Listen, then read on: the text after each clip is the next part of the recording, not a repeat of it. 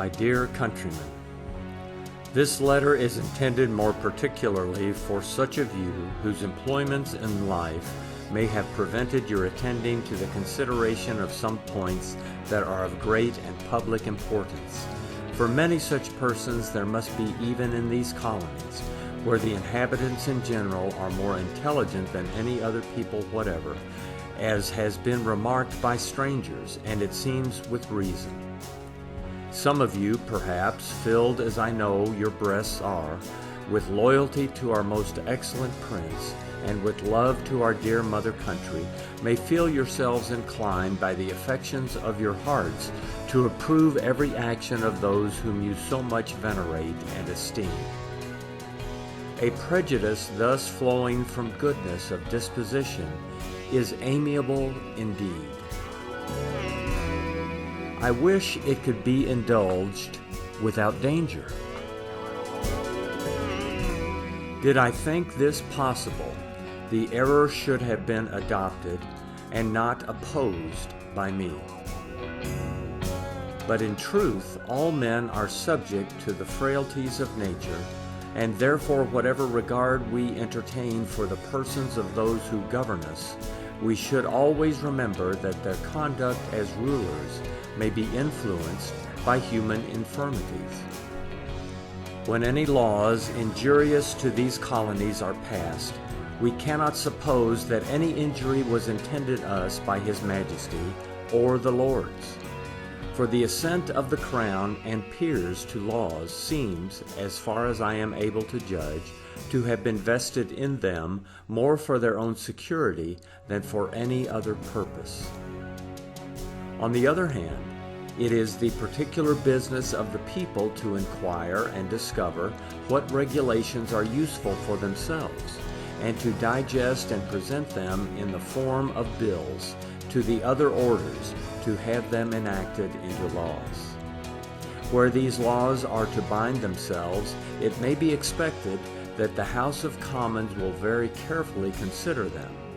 But when they are making laws that are not designed to bind themselves, we cannot imagine that their deliberations will be as cautious and scrupulous as in their own case.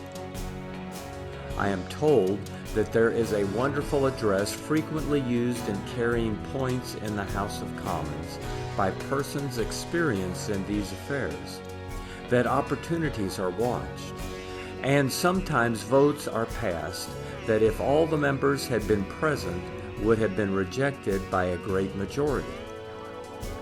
Certain it is that when a powerful and artful man has determined on any measure against these colonies, he has always succeeded in his attempt. Perhaps, therefore, it will be proper for us, whenever any oppressive act affecting us is passed, to attribute it to the inattention of the members of the House of Commons, and to the malevolence or ambition of some factious great man, rather than to any other cause. Now I do verily believe that the late Act of Parliament imposing duties on paper, etc., was formed by Mr. Greenville and his party, because it is evidently a part of that plan by which he endeavored to render himself popular at home, and I do also believe that not one half of the members of the House of Commons, even of those who heard it read, did perceive how destructive it was to American freedom.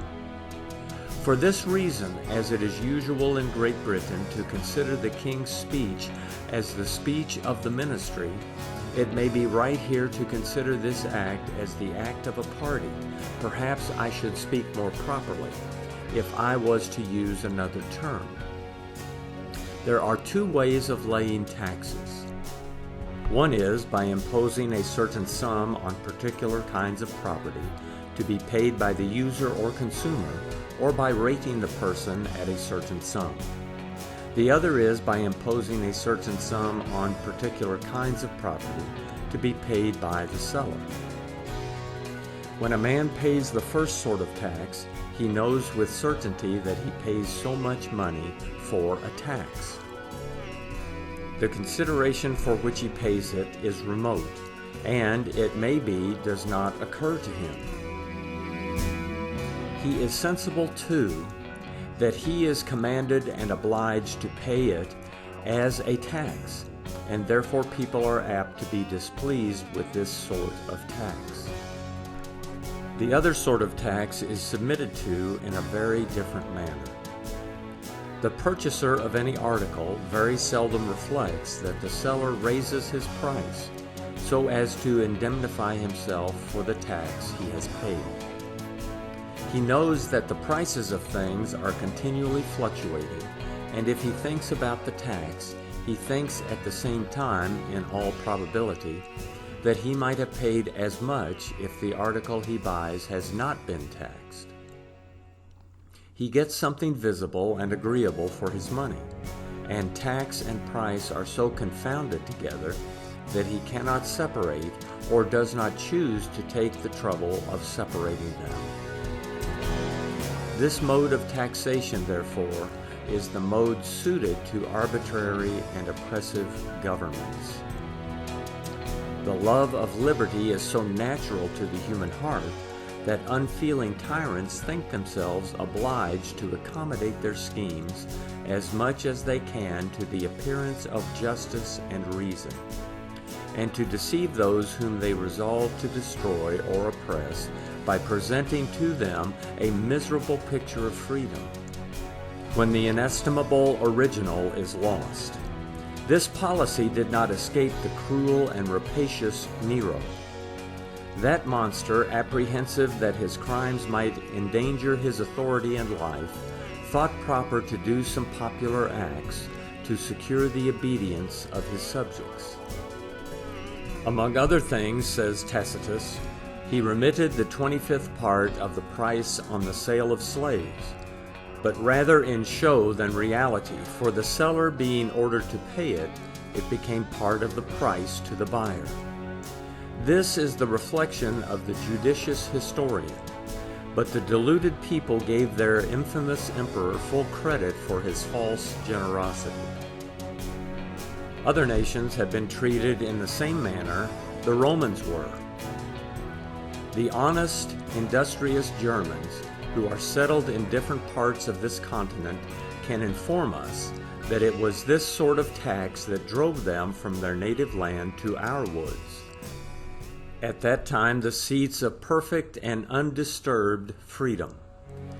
Their princes, inflamed by the lust of power and the lust of avarice, two furies that the more they are gorged, the more hungry they grow, transgress the bounds they ought, in regard to themselves, to have observed.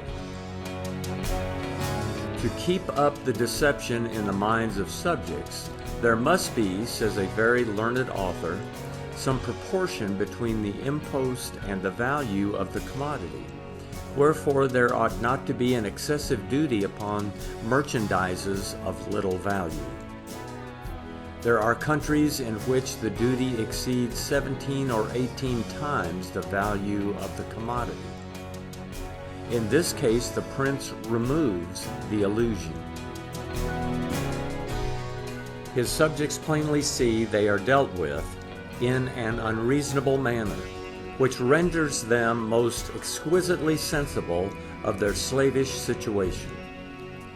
From hence it appears that subjects may be ground down into misery by this sort of taxation, as well as by the former. They will be as much impoverished if their money is taken from them in this way as in the other, and that it will be taken may be more evident by attending to a few more considerations.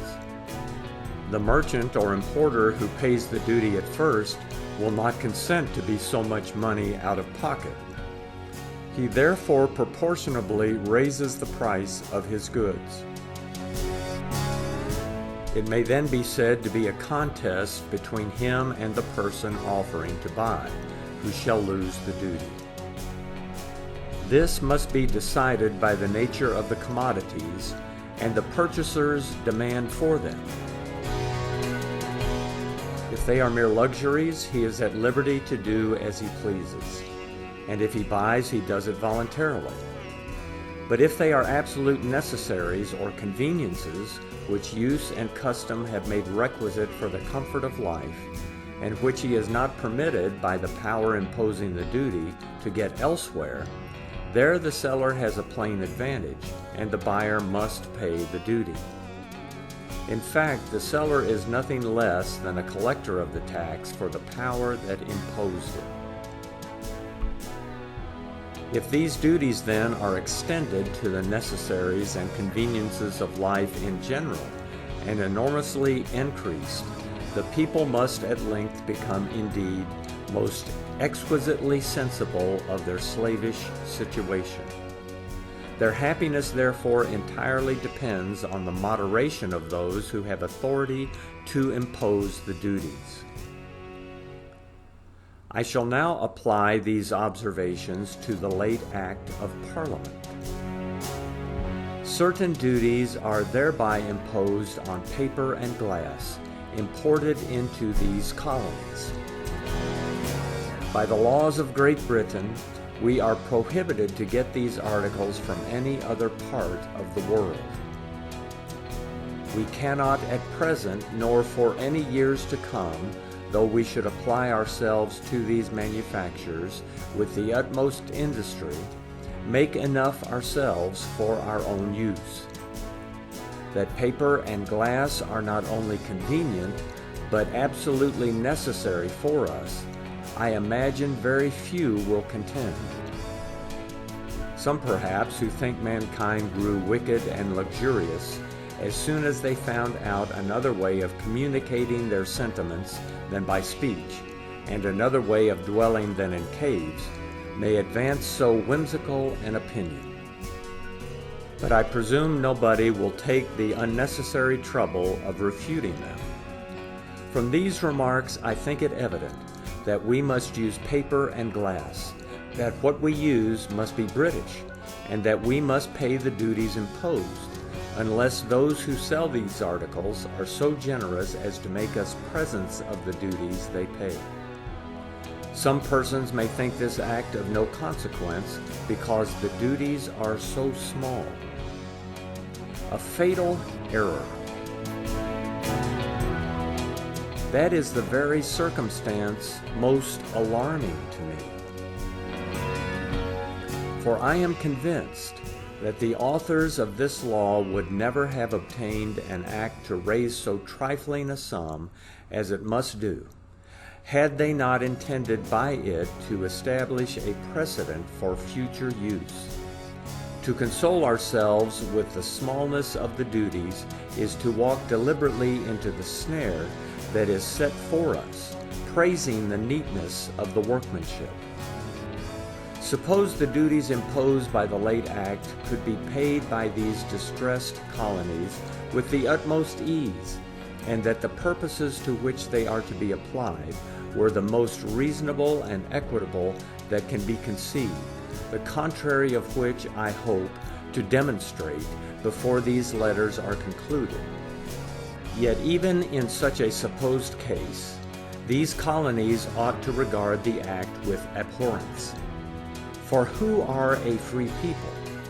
Not those over whom government is reasonably and equitably exercised, but those who live under a government so constitutionally checked and controlled that proper provision is made against its being otherwise exercised. The late act is founded on the destruction of this constitutional security. If the Parliament have a right to lay a duty of 4 shillings and 8 pence on a hundredweight of glass or a ream of paper, they have a right to lay a duty of any other sum on either. They may raise the duty, as the author before quoted says has been done in some countries, till it exceeds 17 or 18 times the value of the commodity. In short, if they have a right to levy a tax of 1 penny on us, they have a right to levy 1,000,000 upon us. For where does their right stop? At any given number of pence, shillings, or pounds? To attempt to limit their right after granting it to exist at all is as contrary to reason as granting it to exist at all is contrary to justice. if they have any right to tax us, then whether our own money shall continue in our own pockets or not depends no longer on us, but on them. There is nothing which we can call our own, or to use the words of Mr. Locke, what property we have, we in that which another may by right take when he pleases to himself. These duties which will inevitably be levied upon us, which are now levying upon us, are expressly laid for the sole purpose of taking money. This is the true definition of taxes. They are therefore taxes. This money is to be taken from us. We are therefore taxed. Those who are taxed without their own consent, expressed by themselves or their representatives, are slaves. We are taxed without our own consent, expressed by ourselves of our representatives. We are therefore slaves. Miserabile vulgus, a miserable tribe.